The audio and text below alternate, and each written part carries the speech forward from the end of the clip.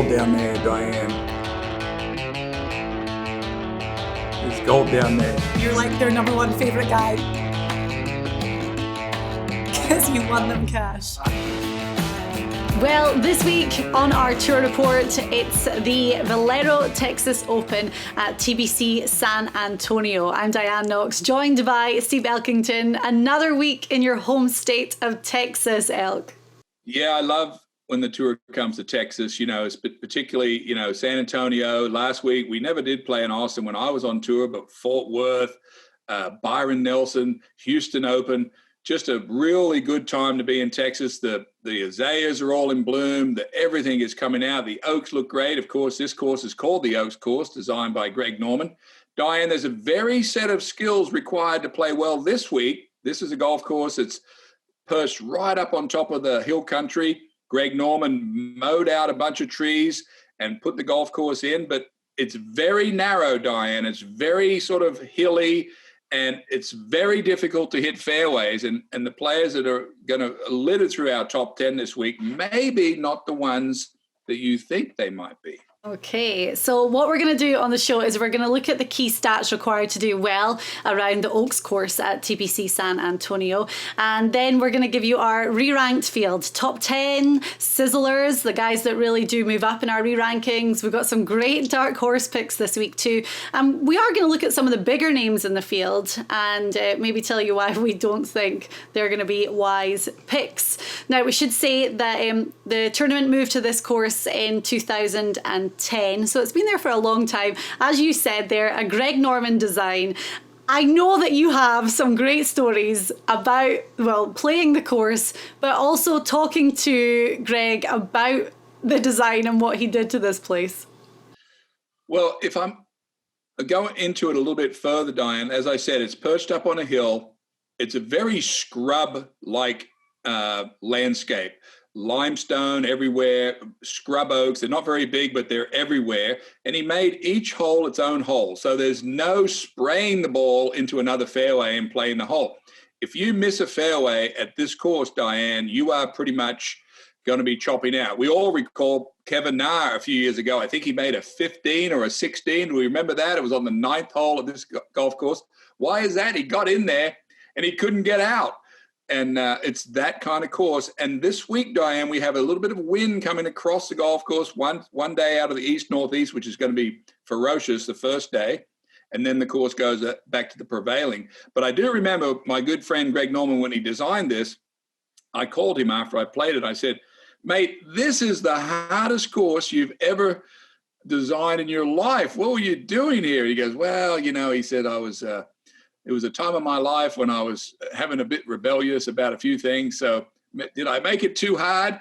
And I said, well, I think you made a few holes too hard. So Diane, they've softened it a little bit, but what I said stands, and we see a certain signature of player that wins here. These are guys that hit the ball very straight, very much of a ball control course. This is not a place for hitting the ball out of the fairway at all.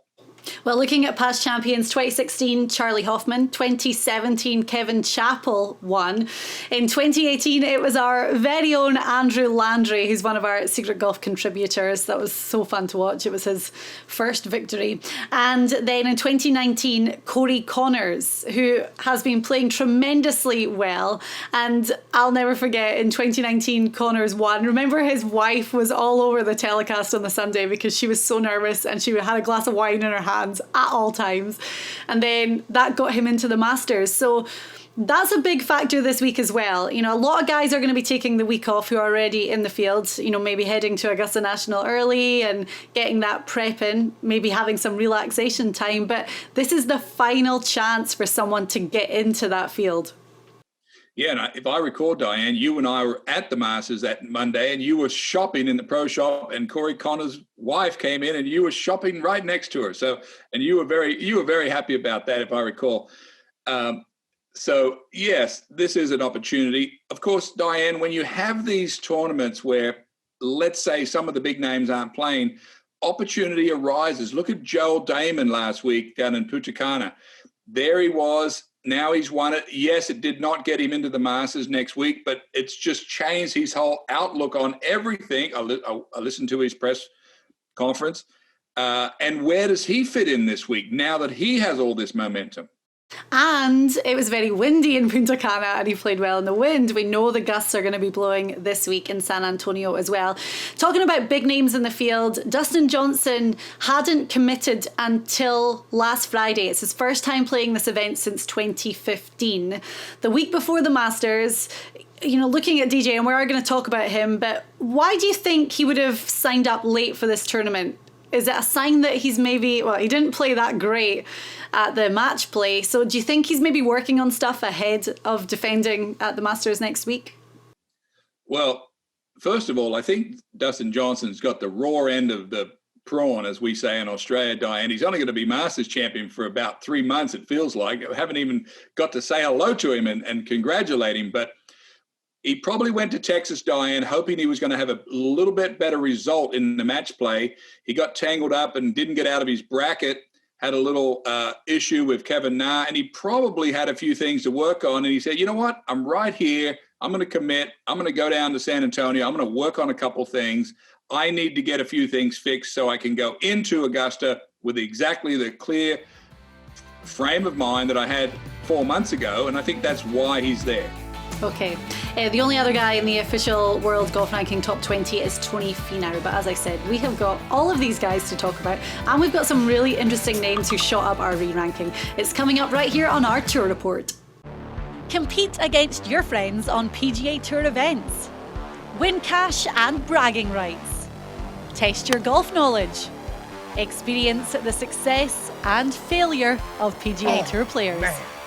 SG Tour app is an engaging golf experience designed by professional golfers that created a variety of games, including single and multi-day games, as well as tournament-long contests. It's really simple. Join or create a game, pick 4 players, and win cash. You can even immerse yourself in interactive features, including course strategy, putt predictor, and daily content exclusively from PGA Tour players. The word is out and golf fans are catching on. So don't miss out. Download the SG Tour app now. This week on the PGA Tour, the Valero Texas Open at TPC San Antonio. Elk, I always remember this just because our very own Andrew Landry won in 2018, and just talking to him about it, it was like such an exciting time for him. And to get this victory, it's a great week to do it, a great tournament to get it done at. Yeah, there's no doubt. This is a very much a springboard event. The player who wins this week, who is not in the Masters, goes straight to Augusta next week. Just sit there and think about what would it mean to you if you could get your game going this week and just launch it right into Augusta. But there's going to have to be some skills that are going to be required this week, Diane. I'm going to tell you how important I think driving accuracy this week is.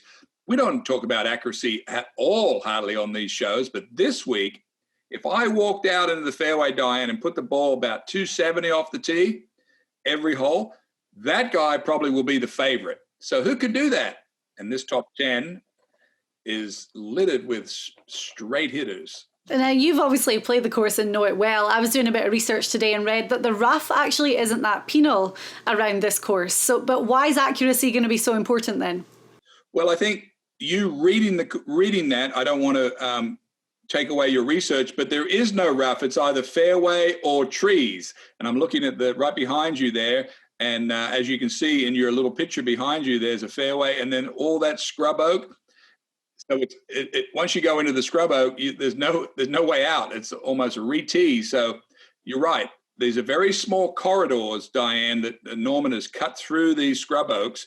And it's basically all fairway, very little rough, but then X ball way out in the sides. I like you saying that because, some of the research I do, I look at like other sites that are trying to handicap this event and they don't have the knowledge and wisdom that we have because you've played it so many times and you know it so well. So driving accuracy for us is going to be big. The other stats we're looking at, and I'll go through them and you can kind of explain them a bit, but greens in regulation always, putting average, scrambling and putting from 5 to 10 feet. Yeah, so when I think about myself, that's how I handicap the golf. If I was going over there to play this week, I would be thinking about getting in fairway off the tee no matter what. I wouldn't be trying to, hit it as far as I could down there like some other weeks. But then the guys that I'm really watching this, Diane, is you're going to miss a lot of greens in the wind. These greens are perched up on, Norman did a pretty tricky design. He got to use the hills where the wind's most exposed to make the course very tricky. So how do you get it up and down when you miss? And the key to getting up and down, most of these guys chip pretty good, is can they make that 5-footer?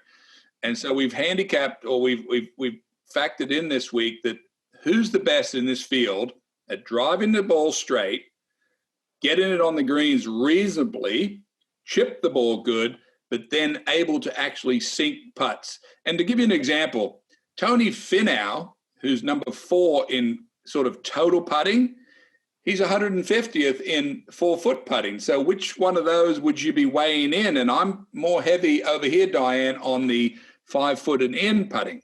Okay, we don't actually have Tony Finau in our top 10 this week, so and that's a reason. There's a reason because of that. Yeah. Right. Okay. So let's the weather forecast I want to touch on before we get into our top 10, because we did allude to it at the start that the wind is going to blow this week. But how's it looking out there? Well, there's an east-northeast wind that's going to blow on Thursday, Diane. As a cool front comes through Texas, the humidity's all blown out. It's perched up right up on top of the hill. So if the forecast says it's 15, it's probably 20. So now you've got to hit balls. The wind that's not built for the golf course is coming across. So you may have to aim some of these balls into the trees to let them come back. You need experience, but more than anything, you need good strike. The guys that strike it correctly. Jordan Spieth may not be in our top 10 this week, Diane, because I don't know if Jordan is going to hit the amount of fairways required to beat some of these other guys that are super straight off the tee. Okay, well, let's get right into our top 10. And our number 1 this week, he is a premium ball striker. With that wind, you're going to have power. And this guy certainly proved he can do that. He's also one of the best at hitting greens. And it's Abraham Ancer. Yeah, I was high on Ancer last week, as you know, in the match play. I think he got through a couple of matches. I saw enough from him last week. He will be ready. He'll be rested. And I think this is perfect setup for him. He's one of the straightest drivers on the tour. He's a good putter from 5 feet. He hits a lot of greens. I just think Ancer rightfully sits on top of the field this week. Ancer's putting is the black mark over him that has let him down in the past. And you think back to the Masters in November, he was severely in contention. He'd been putting great for 3 days. Final day, it seemed like the hole was a quarter of the size to him. But if Ancer can get the putter hot, then this could be an amazing venue for his debut victory. Yeah, so when you made a couple points there that I'd like to talk about. When you have a guy that's a super putter over here, but he may be not as good a striker. But over this one, you've got a super striker that's maybe not as good a putter. Which way do you lean when you handicap? And I sort of think of myself as wind all week. They've got to, negotiate 400 yards of a hole all day long. And I sort of lean, Diane, towards the guys that are a bit superior over here on a week that's windy and takes a lot of striking, as opposed to just a putter. Good, okay. And we know that he can get hot on the greens too. Right, well, our number 2 guy is also Texas through and through and finished runner-up at the WGC. Scottie Scheffler comes in at number 2 for us. Lost his swing on the back 9 yesterday, Diane. Looked to me like he was a little closed off at his stance. Ball was forward, hitting some slices and hooks. But he said something in his post-round interview that he hadn't been playing that good this year, but he hit enough good shots under pressure this week to really boost his confidence. So I think with a bit of rest, a bit of reflection, a little checkup with his coach, Rick Smith, and I think Scottie Scheffler is right at the top of this board. Yeah, and when you talk about powerful hitters, I mean, Sunday with that final with Billy Horschel, as you say, swing was a little bit all over the place, but I mean, that he can hit the ball so hard, he hits the ball so far, he's used to playing in these conditions as well, so that, I mean, he's going to be at the top of a lot of people's lists this week. I'm weighing the Texas factor in. I mean, Scheffler made a ton of money last week. Okay, he got beat yesterday, but he'll be still up for this win. I mean, Scheffler would like to get a win under his belt. I think he made $7 million last year without a win. He needs a win. He's the only big hitter, maybe that one and one other that we have in this field, but they play in Texas. They know how to manage the Texas wind. Yeah. Right, well, coming in at number 3 is our 2019 champion. The event wasn't played in 2020 due to the COVID cancellations, but Corey Connors is right up there. Now, it was his debut win. The last 3 winners, actually, at the Valero Texas Open have got their maiden victory here, and Corey Connors did it in 2019. His form of late has been brilliant, so it's all kind of good timing for Connors to come back here and defend. Top 10 in driving accuracy on the tour, top 13 in driving and greens in reg. That means he's going to negotiate all these hard holes like he did last year or 2 years ago when he won this tournament. We talked 5 minutes ago about I'm heavily leaning towards guys that hit the ball straight this week, not smashes, and putt pretty good. But more than anything, Corey Connors knows this golf course and he knows what it took to win, and he'll be very comfortable. Some of these holes, Diane, are so exposed and so intimidating looking. I'm going with people that know how to play the hole. Okay.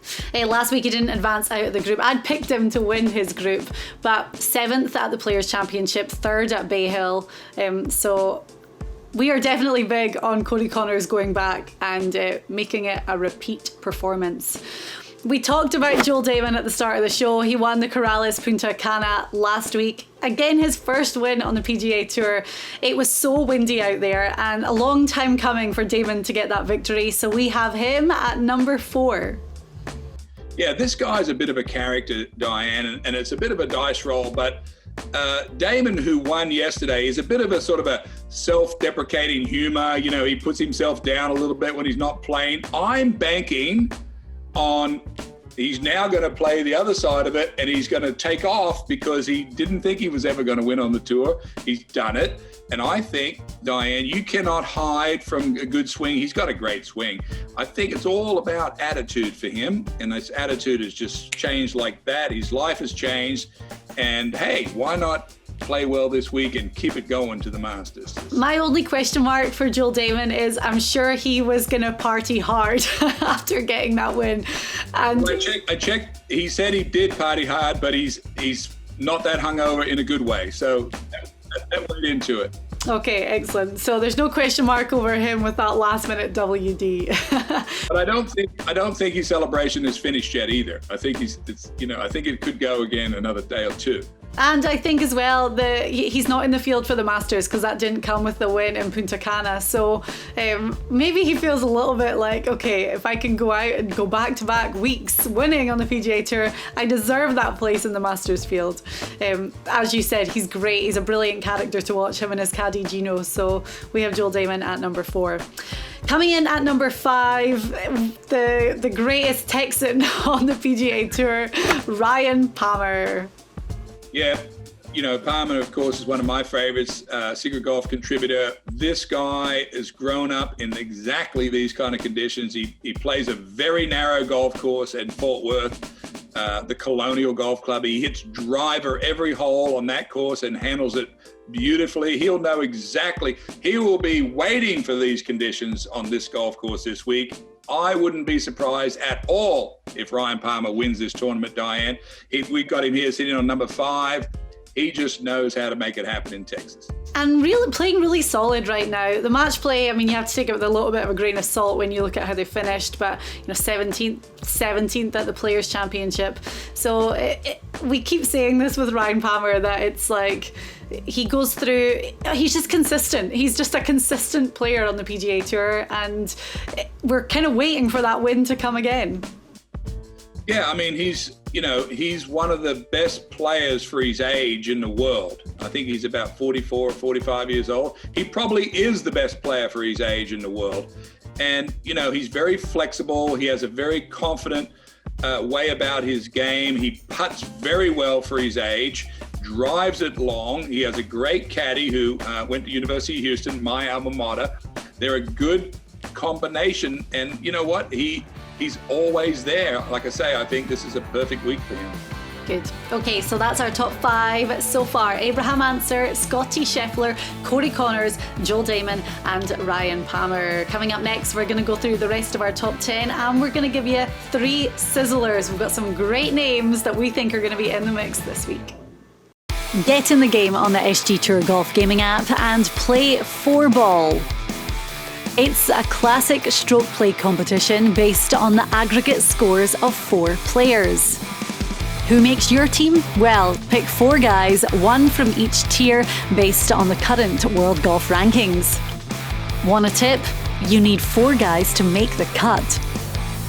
Get in the game on the SG Tour Golf Gaming app, available on iOS in the App Store.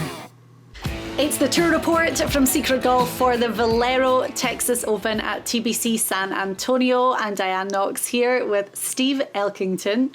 And we're on to, number 6 in our re-ranked top 10. Abraham Ancer at 1, then Scottie Scheffler, Corey Connors, Joel Damon and Ryan Palmer. And Dustin Johnson comes in at number 6. Now, Elk, we've got a lot to talk about with him. He was a late entry into this tournament after really a not so great showing at the match play last week. The putter seems to be a little bit spotty for DJ right now. Yeah, this is not the fit. That's why he's number 1 player in the world. He is number 6 in our re-ranking. He's a long hitter, hits the power fade, which will come in beautifully for him next week at Augusta.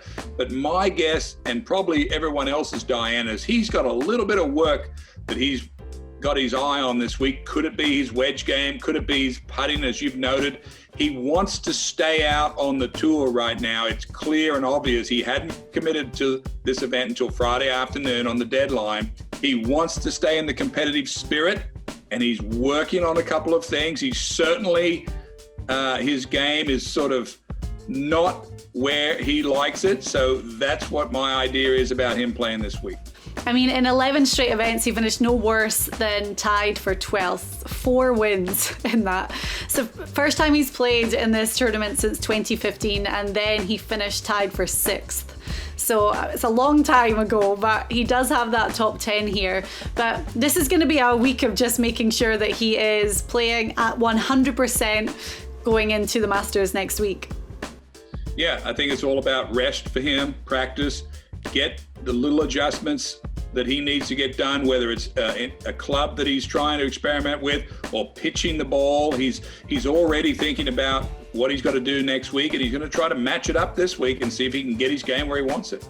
Okay, so the rest of our top 10, we've got some good names to talk about, and I love the fact that we're throwing some fun ones into the mix. Maybe names that are not going to appear on a lot of other people's favourite lists, but at number 7 we have Austin Cook. Now, looking at he's coming off the back of 3 miscuts. There's a lot of red flags against Austin Cook, but there's also a couple of things that just stand out as being really favourable for playing the course this week. Well, Austin Cook's a straight hitter anyway, medium range, not a long hitter, but I've got him pushed into this spot this week, Diane, for one particular reason. And I talked a minute ago about putting average and who makes the most putts from inside of 5 feet. And he's our number 1 ranked player this week from putting inside of 5 feet. And what does that tell you? Well, if he misses a green, he can pitch the ball with inside of 5 feet. That means he's better than anyone else that's going to pitch the ball inside of 5 feet. So I've got Austin Cook. He's been playing pretty well on and off. He's a sort of a streak player. There's split fairways at this course. It's all about getting in the fairway. But if you do, and he's proved it to me, he's in the top 40 in driving accuracy, but he possesses the best 5-foot game on this field. Okay, a 22nd in scrambling as well. So looking at those numbers, I mean, he's got 3 really good stats in the 5 categories that we're really looking at for TBC San Antonio. So Austin Cook at number 7. At number 8, it's Brendan Steele. Now, when I think of Brendan Steele, it's funny how just, from doing this show for so long, working with you for so long, you just associate certain... Why? Yes! I'm like... Yeah. He played great in the wind. Isn't that funny? Like, that was the first thing that came to my head. So Brendan Steele comes in at number 8. Plays one way, curves the ball right to left. And it's funny you say that.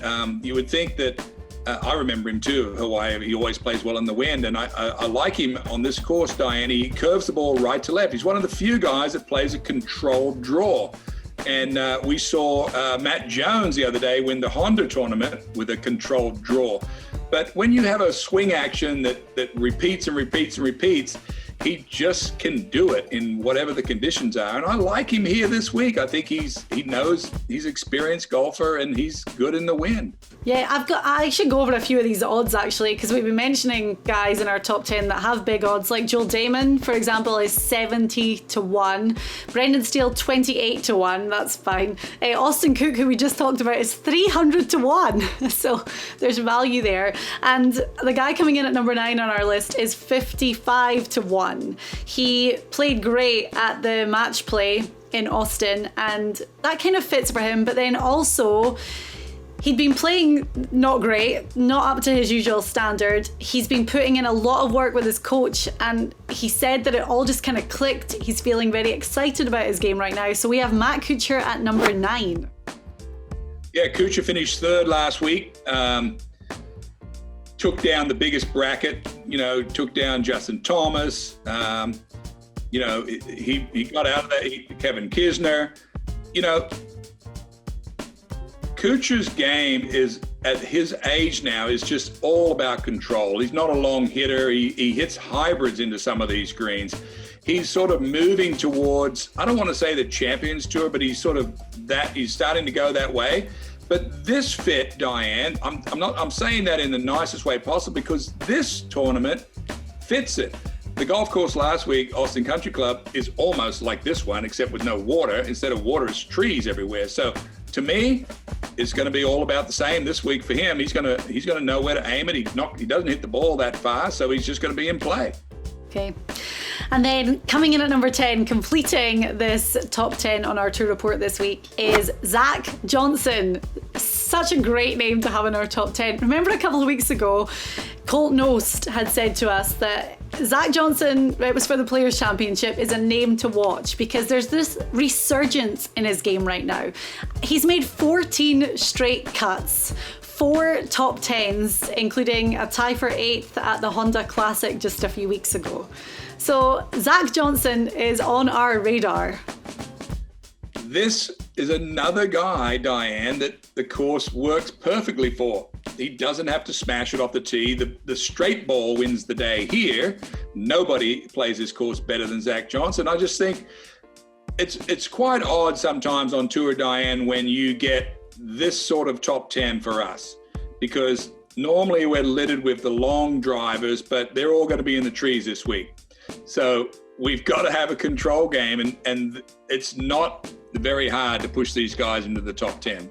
Zach Johnson's a master at hitting the ball straight. He's a Masters champion. He won the Masters by laying up on all these par 5s. He's not disturbed by anything at all, and this will not be a big deal for him. His record around this course is so good as well. In 2018, he finished 5th. He finished 6th in 2014. He's won this tournament twice, albeit when it was on a different course. But things are aligning for Zach Johnson, and that's why we said he's 100% on our radar this week.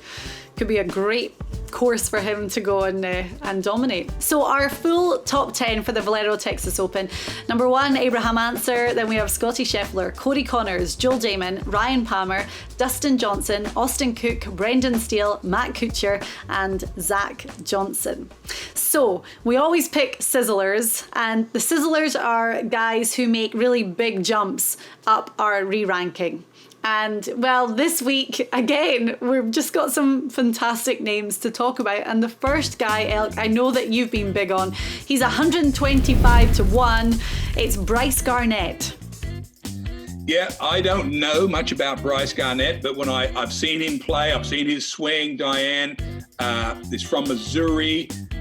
But when I look at what he has going for him, he's the 6th straightest driver we have out there on tour this week. He's 22nd in the up and down game, and he's right at the top in the 5-foot putting game.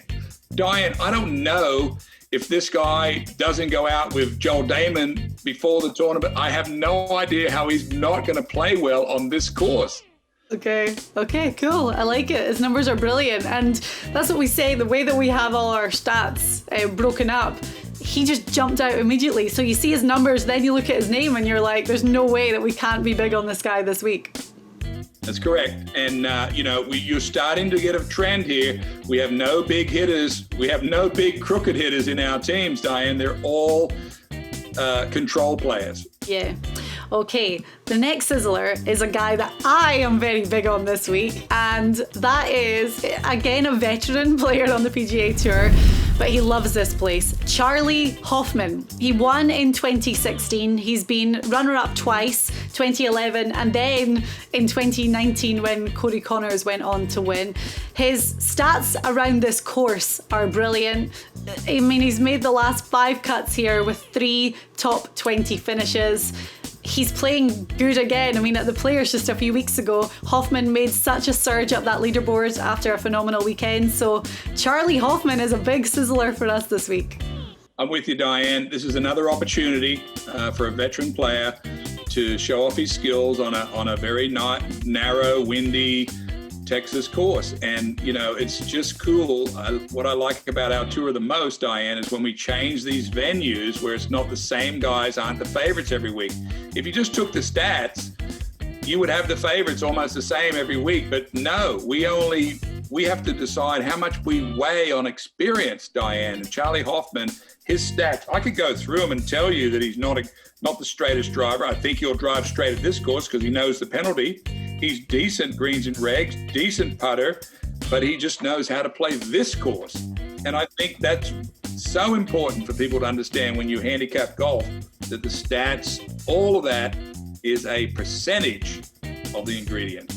And it's not just us, because he's 30-1 this week, so his odds have definitely been slashed for sure, but we're big on Charlie Hoffman. And then our final sizzler is a guy that lives in Texas, in the Fort Worth area, and he's another one that when we looked at the numbers jumped out before we even looked at his name, and then we were like, wait, he lives in Texas. But Brian Stewart is coming in as our third sizzler this week. If we were doing the Masters week this week and I said, Diane, who's the straightest hitter in the whole field? You'd say, well, that doesn't matter. We need distance at the Masters. Well, Brian Stewart is the straightest hitter that we have in this tournament this week. He is number 3 on the whole PGA Tour. And I am putting my stock in him this week as a sizzler, Diane, because he is going to be in these fairways. And I just think that's the whole key this week. I mean, I love Brian Stewart anyway. I know his fiance or girlfriend really, really well. But he will have like a super low round. And then I think about the Honda. It was on the 17th, I think he carded an 11. It's like he'll have one bad hole to slow down that train.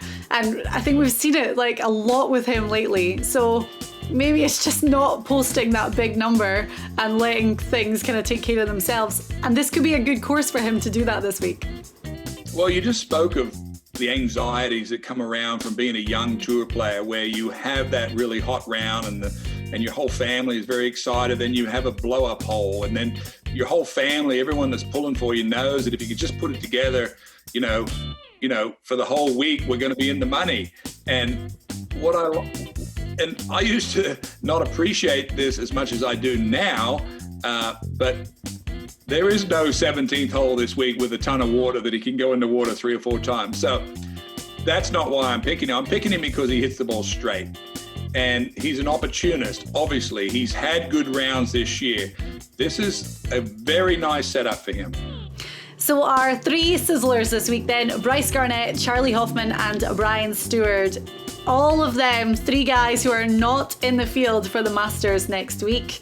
So that's got to be a little bit of extra motivation. I mean, I know it is a motivating factor because I think of my brother, Russell Knox, who after the Honda missed the cut and was just rock bottom, demoralised again, and came home and he was like, that's it, I'm having 3 weeks off, I need to chill and do nothing. And then randomly I was looking at something the other day and I'm like, he's in the field for the Valero. So it's a last ditch attempt, isn't it, for guys to get into Augusta National next week? It is, of course. They won't be thinking about that at all until you get your tee time on Sunday and you have a chance to win the tournament. So that'll be all in the back of their minds. This will be all about preparation, trying to learn how to play this tricky golf course. There is one name, Diane, that I have time to talk about with you right now, and that is Jordan Spieth. I was waiting for this. Who hasn't showed up in our top 10 this week, who, as you know, I picked as the winner last week in the match play. Mm-hmm. So Jordan Spieth, I mean, we're going so big on Texas guys this week, and that is Jordan. He's been playing so well. Whatever issue he was having, well, it seems to have been fixed in that he's getting good top 5 consistent results. But why are we not big on him? Well, I had him last week as the sort of the big cookie monster to play at the match play because he can miss the green. He misses the fairway. He demoralizes people because I saw him on TV last week, snap hook a ball out of the trees, ran all the way along the ground up about 10 feet from the hole and sank the putt. That drives people crazy when you play match play. And he can knock in a putt at any point. But Diane, this is the narrowest course, windy, nasty. Jordan's weakest club in the bag, probably his tee shot. And I've just had to fade him this week because I just don't think, I think he's going to be thinking about next week at Augusta and trying to get his game, in shape for that. Okay, he has finished second here before in 2015 behind fellow Texan Jimmy Walker. See, there's a theme running here. And he has talked about the fact that it's so special playing in Texas and especially where his game's at right now. But there's that big errant tee shot that we just don't think is going to be his friend this week. Yes, I think Jordan is not a great driver of the golf ball. When I think of great drivers, I think of Dustin Johnson. I think of Greg Norman. I think of Nick Price, guys that hit the ball almost every time down the middle. Jordan is a bit of a hold your breath guy when he's playing. He's got room at Augusta. He has no room here, so that's going to be a little bit more stress. Throw in some cooler temperatures and crosswinds with a big trouble on both sides of every hole is not ideal, and that's why he is outside of my pick this week. There's going to be a lot of hype around Spieth next week for the Masters as well, so maybe he's saving the ultimate comeback win for next week and another green jacket. Everything will be different next week, Diane. There's a lot more room. There's a lot more to talk about. Right then, so, well, we have our dark horse picks with Jay Kaplan coming up in just a little while, but I mean, almost dreading this part of the show because we'll have to go back and talk about my appalling record, but it's time for the Celeb Showdown. It's Celebrity Showdown. After a week off for the match play, we are back with the Secret Golf Celebrity Showdown. Now, I can't even remember how the leaderboard is looking, and to be honest, that is a good thing because I know that I am firmly at the bottom. But it's okay.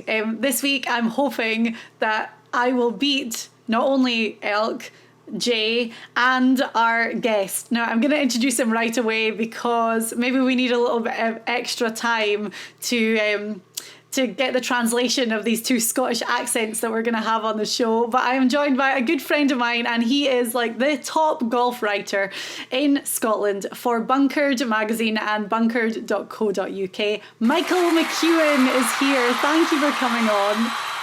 Thank you for the invite and for that incredibly generous and over-the-top introduction. Best golf writer, I'm not sure about that. There's probably at least 10 more I can think of. No, you're very good. Very prolific on social media, which, Twitter is one of our favourite platforms.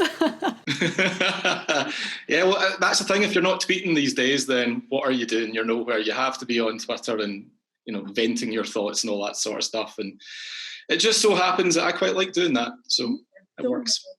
Elk, are you going to be okay with these two Scottish accents? I know it can be quite intimidating. It is quite intimidating. Of course, this week we have in my backyard, Michael, in Texas at San Antonio, there's going to be a little Scottish weather, some Scottish wind on Thursday. So coming out of the north, which is very rare for this time of the season. So I hope you've put that into your pick, because I know there's a couple of Scotsmen in the field, including Knoxie. Well, she's already taken her brother, so don't even worry about that. Knoxie always takes guys that have nice looking clothes or her brother. So there you go. That's a good logic. I can't fault it, to be honest with you. No, if Adam Scott was going to be picked, I'd be picking him on looks. It doesn't work though. Like, this is why I'm so bad week after week, because I pick with my heart way too often. What I will say, and I said this last time we played, I'm not picking Russell. I said it last time and I did pick him, but I'm 100% not, because he told me that he was coming home for 3 weeks after the Honda because he needed a break and he was just maxed out and he was in a terrible mood and he was snapping at his caddy. So he said that he was going to take a rest for 3 weeks. Then I checked the field and he's signed up and he's off to Texas. So I give up. Yeah, but he has had a rest, Knoxie, and it is going to be windy. And Russell he's a straight hitter, and this is a medium range type golf course, perfect for guys like Russell Knox. So I'm doing a little backdoor pedaling here for you. I'm going to try to mind zap you back to Russell. But Jay's going to do the opposite. He's like, don't do it. Yeah, Diane, clearly he's written you out of the will. He's giving you bad information. You're not picking him. I mean, it all starts to make sense. And while you three talk, I'm trying to get my Google Translate open so I can figure out what the hell's going on. I'm still lost. I think his name's Michael. Hi, Michael. Jay, how's it going? You all right? I should really give you a proper Scottish introduction and go, all right, mate, what's happening? But only Knoxie will understand that. I'm just going to wave. Anyway, here in Jacksonville, we have very Scottish weather today. It's dark and gloomy and pouring rain, so I feel a little bit more at home. You shouldn't. It's glorious here in Scotland right now. In Glasgow, I'm looking at it, there are blue skies. I mean, lots of people looking around, pointing up at the sky, going, what's that big golden thing? I've never seen it. So the world's upside down today. I don't know. Very much. Knoxie may cry during this day. Come on now. This is not a happy segment for me on the show week after week. Anyway, we're going to get right into it because the Celebrity Showdown is live on the SG Tour Golf Gaming app now. You can go on, it's a public game, it's $10 to enter, dollars, Michael, not pounds, and the top 3 will win money. Now you have to pick a 4-ball team for the duration of the Valero Texas Open, 1 guy from each tier, and if your guy misses the cut, he's marked down for an 80 over the weekend. So Michael, that's the key. Elk's good at this, but you have to pick 4 guys who are going to make the cut. Yeah, you know what, I've been looking at the app, which is brilliant. I absolutely love it. It's such a cool idea. And I have made, I don't know how many different choices. I've got so many different combinations. So every time I think I've got it, I go away, get a coffee, come back, look at it again and go, nah, I've got this completely wrong. So I'll probably change my mind during this. I love hearing all that. That's great for the rest of us. You know, all my trips to Scotland, Scottish people are the most thoughtful gamblers in the world. All my trips that I've gone to St Andrews, they've got the betting shop up the corner. Guys like Michael will sit in the pub for an hour and look at their picks, go up, bet a little bit. Nope. Am I going to go back and change, come back, and then walk down to the golf, watch all the matches. It's a great atmosphere to over there in Scotland. You guys have great traditions there for gambling. Yeah, one of our great traditions, Elk, is the fact that we're hopeless at it as well. I mean, there's no such thing as a poor bookie in Scotland. It's true. It's a completely different culture. I tell people that all the time. Okay, anyway, right, we're going to get into this, Michael. You're going to give us each of your picks and then we're going to slate them, pretty much is how it goes. So, Tier A, who have you gone for? There's probably no real surprise here. I've gone for Jordan Spieth. Simply because Jordan is, I don't want to say he's back, because he's not back. He hasn't won yet. Jordan, the bar for him is different to a lot of other guys. I'll fully believe he's back when he wins again. He's showing signs that he's getting back to his old self. But I think this week, playing in his home state, just with the momentum behind him, fans starting to come back, looking for a big result the week before Augusta, needing some positive momentum to take, how can you not pick Jordan Spieth? I can't see any way you can leave him out. I'm about to be told, though, aren't I? Well, Michael, it's a good pick in theory, but you sitting in Scotland do not understand this particular golf course. Everyone knows that I'm super high on Jordan Spieth. I picked him to win the match play last week because why? He can hit it anywhere last week and still scramble. We saw him do it. He almost got to the semis. But this particular golf course that Greg Norman designed, he did it in a furor, and he designed it so narrow, up on a hill, lots of crosswinds. I just don't think Jordan's driver is the best club in his bag, and I think I've sort of pulled him out of the game this week. In my perspective, I'm not banking at all on Jordan this week. So that's my 10 cents worth. Elk, not only is it not his best club in his bag, the driver, it's his absolute worst. And when you're playing a course where driving accuracy is going to be at a premium, if you rank 204th on the PGA Tour, which Jordan Spieth does, that is probably a warning sign that he's going to be in trouble from the get-go. He's not going to make up for it even when he is in the fairway. He's 165 in green and regulation. And if he misses, he's 131st. He's red and orange across our chart. This is a terrible matchup for player and course. Don't take offense, Michael. None taken whatsoever. Do you know what? The way I think of it is everything you've just said is 100% right. And if it was simply a case that golf was just a driving competition, I would never ever pick Jordan Spieth. But there's so much more to his game. He has not been driving well for forever, really. He's got a horrible two-way miss. And yet he's still been posting better numbers than he has in a long time. He's still been riding that little bit of momentum that he's been missing for so long. And I firmly believe that when Jordan Spieth starts yakking on the course and, bending Michael Greler's ear, that's when you know that he's feeling good. That's when you know that things are starting to happen for him. And to be honest, he hasn't given Michael Greler a single minute's peace in the last month or two. So I'm despite the driving issues, I'm feeling good about Jordan. I think something big is going to happen soon. I like your faith in him. He is 25th in putting average. That may be your saving grace this week, so we'll see. And I'm the optimistic one. However, I like the story, and I'm saving the Jordan Spieth victory for next week at the Masters. I just think that the hype is going to be surrounding him to the max there. Right, so Tier A pick is Jordan Spieth. As we move down, Michael, Tier B, who do you think is going to be the one? This is an even more obvious pick for me than Jordan Spieth. Charlie Hoffman. He's played in this event 14 times. He's made the cut 14 times. He has a T-shirt that he gets updated every year to show the latest career earnings he has at the Texas Open. Who else has their own tournament T-shirt? So I'm feeling pretty good about Charlie. Plus, he needs to win this week to go to Augusta next week.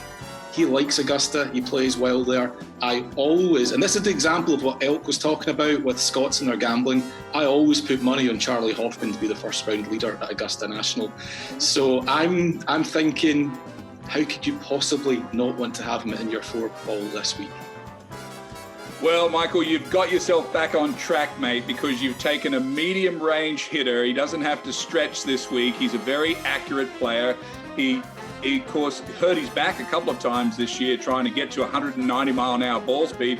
I talked to one of my friends, he represents Waste Management, one of my friends here who works for them. I said, why would Charlie Hoffman try to hit the ball further? It's not his game. He's a medium range player. He plays good at the Texas Open, for goodness sakes. It's a narrow golf course where you got to hit it straight and he can just relax and play his game. But this is a very good pick.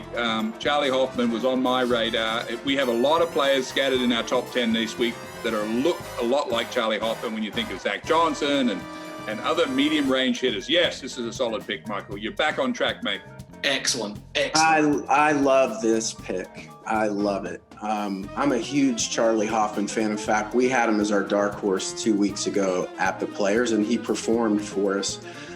His Achilles is off the tee, but Elk just refuted that by saying that's not going to really matter because length isn't his game. He's green across our chart. He's a veteran. This is our horses for courses matchup. And he has his own T-shirt. Elk, you need like a Players Championship T-shirt. I got a couple of trophies back there. I don't. I guess that's a better trade-off. Yeah, we have Charlie Hoffman as one of our Sizzlers this week. I mean, he won the event in 2016. He's been runner-up twice, including last time the tournament was played in 2019. So I think Charlie Hoffman is a solid choice, Michael. Well done. Thank you. I'm just going to drop the mic and move on. That's me. I'm done. Yeah, I always think if we could just go on tier A and tier B, I might be okay, because as we move down, it's a little bit trickier with tiers C and D. And as we said, you know, you're looking for guys to make the cut. So tier C, who you got? Yeah, you know what? You're absolutely right. I had a lot of trouble with these two, tier 3 and tier 4 in particular.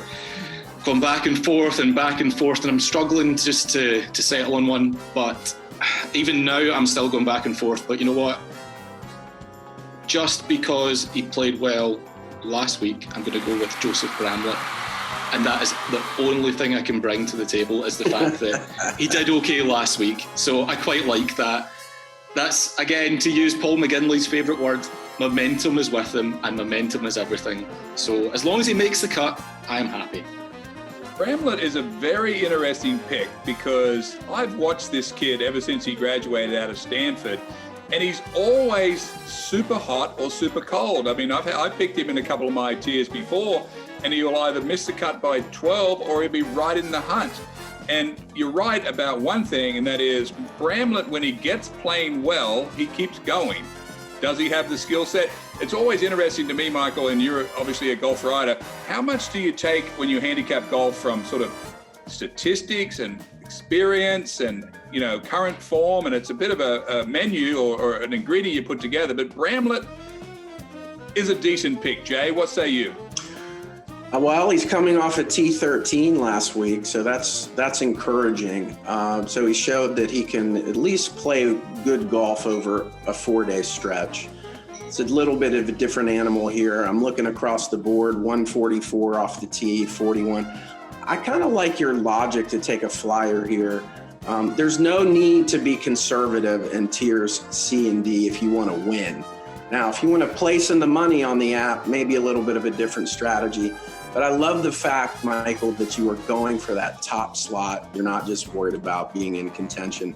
This is definitely your make or break pick. Of course, we're still going to hear what tier D has to offer.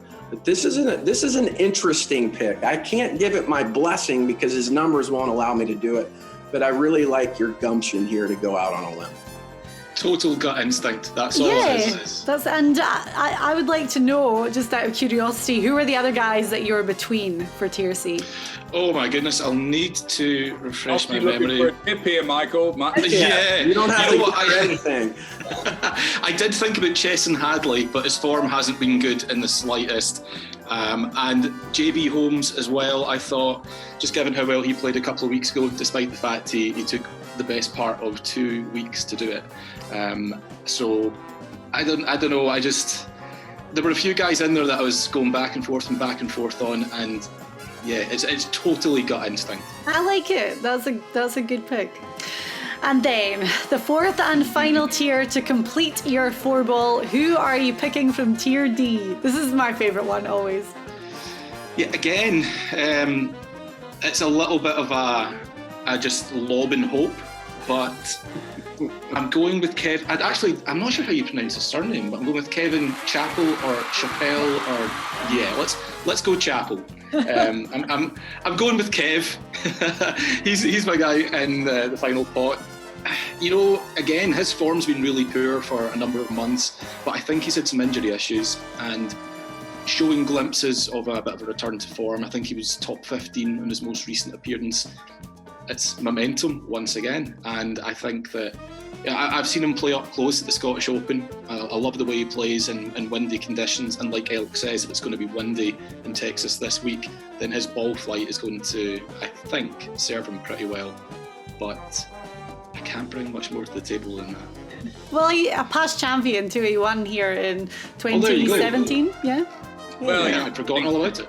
Yeah, your instincts are great on Chappell. It's a sentimental feeling I have for you, Michael, because Chappell, I love the guy.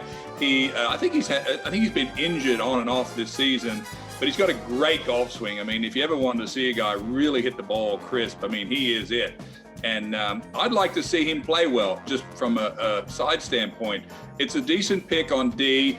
The question mark is, what is his form? He does know how to play, of course, at this course. This course so much is about, where do they line up the tee shot to go over the trees and let it bring back into the fairway? And do they have enough courage to play some of these side wind holes the correct way? And that's going to be we're going to see it on Thursday morning. The wind's going to be blowing 30 miles an hour out of the north. Just for your own sake, Michael, I hope Chappell has a good week, mate. Here's hoping.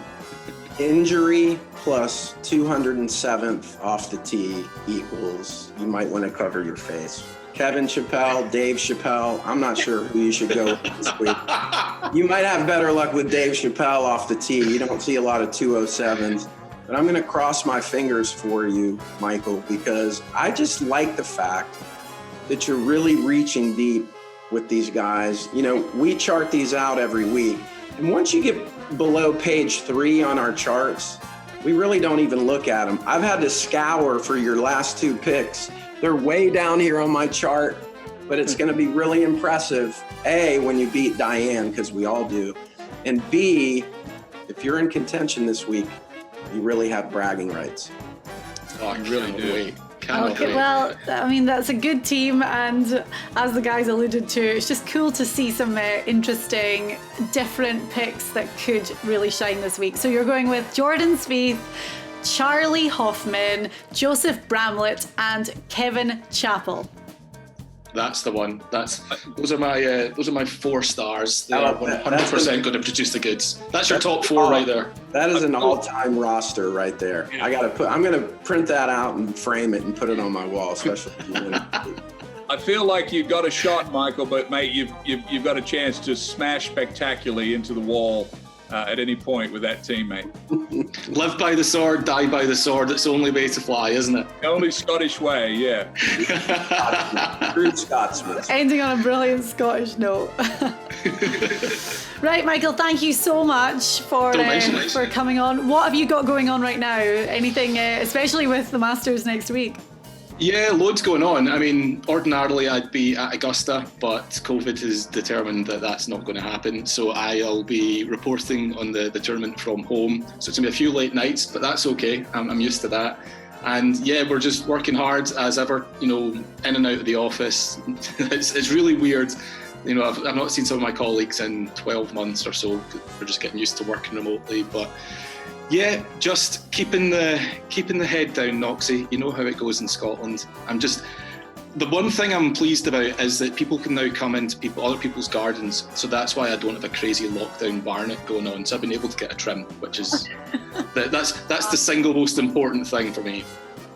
Michael, before I let you go, I want to thank you for being on our show. What are you looking forward to? I know we're talking about the Texas Open this week, but what are you thinking about Augusta?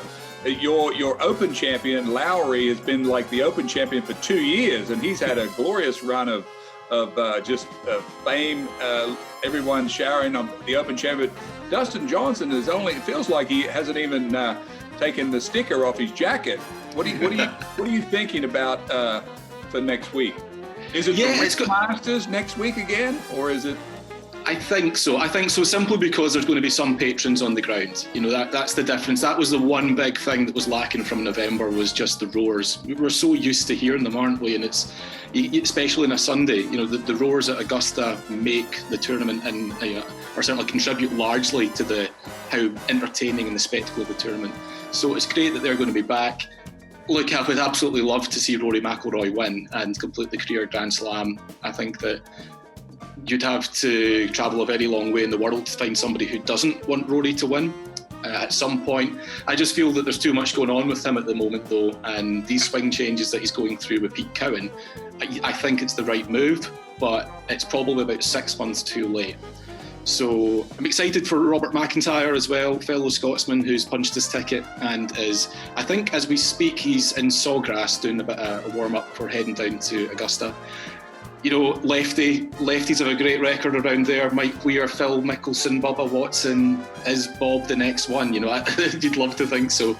But my winner is the guy you just said, Dustin Johnson. He's been the champion for 5 months, and I think he's going to get to wear the jacket for 12 more. Only 3 guys have ever defended the Masters, as we know, Tiger, Valdo and Nicholas. So he's going to be in extremely good company if he does do it. But he's figured out that golf course now. He's got the experience of it. He knows all the right places to miss, the right places to hit. And when his putting's on, my God, he is tough to beat. That's a good summary. Thank you. Yeah, great. Good. Right, Michael, thank you very much. Enjoy the blue skies of Glasgow and we'll catch up with you soon. Whilst they last, they've gone already. Jeez. Nice to see you all. Thank you very much for your time. Thanks. Take care, guys. Play Money Grabber on the SG Tour. Instead of strokes, it's all about the cash. You pick a team of 4 players, 1 from each tier, and scoring is based on the money that your team wins. Your guys missed the cut? No problem, you're still in the game. The SG Tour Golf Gaming app, available on iOS in the App Store. Once again, we're on to those dark horse picks this week for the Valero Texas Open, and Jay Kaplan is here to give us his wisdom, I should say. Jay, we didn't do this last week. The show was a little bit different because of the match play bracket, but I do have to say that you have been so big on Matt Jones for the longest time. And the week that he actually wins the Honda Classic, you didn't pick him, bro. Well, he's welcome, because the world wouldn't have known him if it wasn't for me picking him way back when to give him the momentum, to lead him to victory. So I'm expecting 10% to show up in the mail. Okay. Well, and it's funny because you did kick yourself. We knew it was going to be windy at the Honda. We always joke about the fact that Matt Jones is such a good player in the wind because he's Australian. And you said afterwards you can't believe that you didn't pick him because it was kind of there in black and white. But it's fine. We have a lot of wind this week, as we've been talking about the whole show. So maybe that'll influence your dark horse picks. How are you feeling about them this week? Well, as you know, Diane, you pose that very probing question to me every week, and my answer is always the same. I feel great about my dark horse picks. That's it? We're getting no explanation? That's it. Okay. Of course I feel great about them. They're mine. Right. I'm down for that. Well, you can start this week. Give us you've got 2, I've got 1, so we'll take your first one and see how it goes. What a nice person you've become. Oh, thank you. Diane, my first dark horse pick is a true dark horse, unlike yours. And he's a dark horse by number. He's 225-1. Interesting fact about this guy, he's a cold weather human being. Born in Canada, the greatest golfer ever to graduate from the University of Wyoming with a psychology degree. He also can strike it and keep his mind straight on the golf course. He was T8 in Bermuda, last week in Punta Cana, T13. He's actually playing very well and feels like at home in the tropics, apparently, because, well, I don't know, maybe he thaws out from, gets his blood thawed out. Here's one thing I like about him, 17th in driving accuracy. I also like his putting average at 58. My first dark horse pick is David Hearn. Okay. You mentioned Bermuda and Punta Cana. Those are the alternate field events. So, I mean, a slightly weaker field, let's be honest. But this week, there's only one guy in the official World Golf Ranking Top 20, and that's Tony Finau after DJ withdrew. So this could be, he's mixing it up this week. And hopefully he's got that confidence going forward to really take on TBC San Antonio. Yeah, Elk really laid out the strategy here and said what a difficult track this is off the tee. So when you see a T17, it's enticing to take. So I'm going to go out this week on a limb a little bit and take the Wyoming Cowboy. Okay, and he's 225 to 1. So those odds are, you get the dark horse approval, which I'm going to completely contradict myself with my dark horse pick next. Here we go. So David Hearn is our first one. My dark horse pick is only 60 to 1. Don't be mad at me, but this name, I had said that we, on our very first production column, like, we have to talk about him on the show, and nobody would fit him in anywhere. They wouldn't put him in the top 10. He wasn't a sizzler, so I'm like, I'm going with it. But Ryan Moore is my dark horse pick. I know, but 60 to 1 is still good. Diane Knox.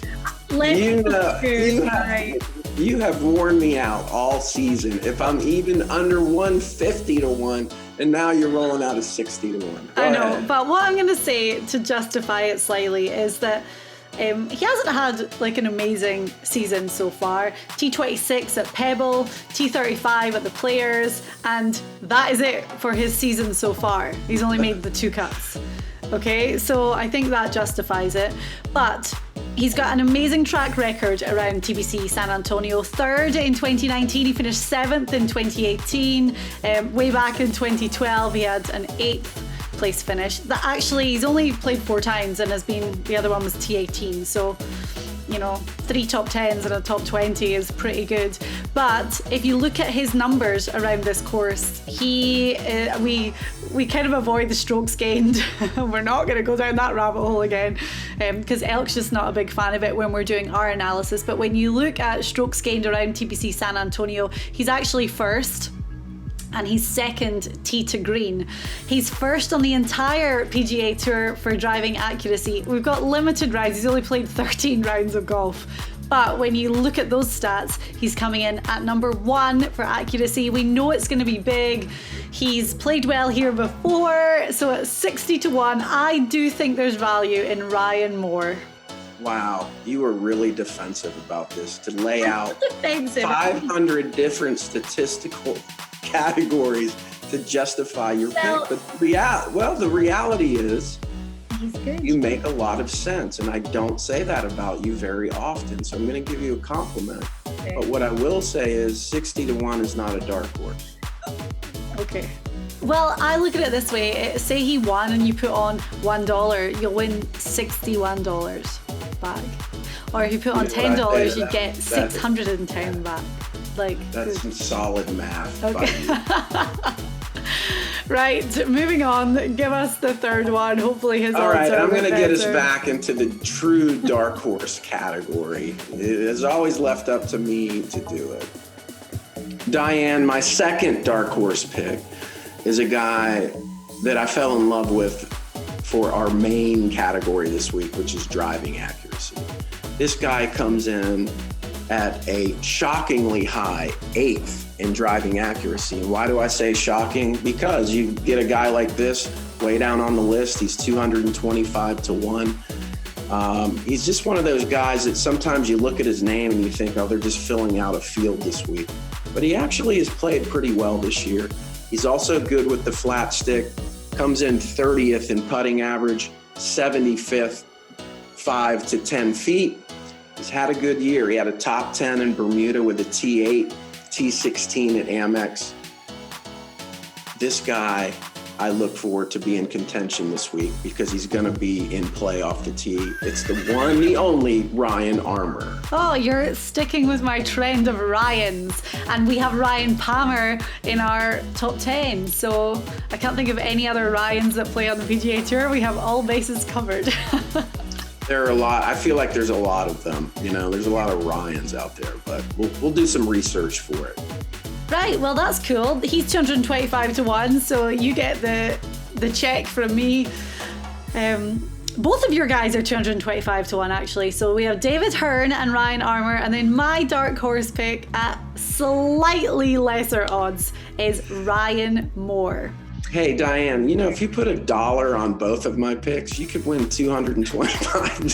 226, because you get your dollar back. Yeah, the juice comes back. I got it. Okay, just so you know, if you're scratching out some long form math. Right, anyway, thank you for watching our show this week for the Valero Texas Open. It's been the Secret Golf Tour Report, and it's been good. We've had an eclectic mix of guys. Also, thank you to Michael McEwan, our Scottish golf journalist, for coming on and giving us perspective from across the pond. Next week, Jay, is the big one. I can't believe it's the Masters. I feel like when the Masters was in November, we were counting down for such a long time. We made such a massive deal over it, but it's rolled around already. I feel like it's crept up on us extremely quickly. Can you believe we're going to have 2 Masters within 6 months? Isn't that insane? That's great, right? I think we should do this all the time. Masters twice a year. Okay. Anyway, we will have so much. Our tour report is going to be jam-packed next week. And it's the big one that we've been waiting for a long time. Don't forget as well, we have our Secret Golf Celebrity Showdown on the SG Tour Golf Gaming app. I've got my team in, so does Jay and Elk and Michael McEwan, who I was just talking about. And you can join in as well to try and beat us. Saturday is considered moving day, and you can play along on the SG Tour. It's a one-day stroke play competition where you select a team of 4 players to shoot the lowest scores of the day. Will you make big moves? Download the SG Tour Golf Gaming app on iOS now.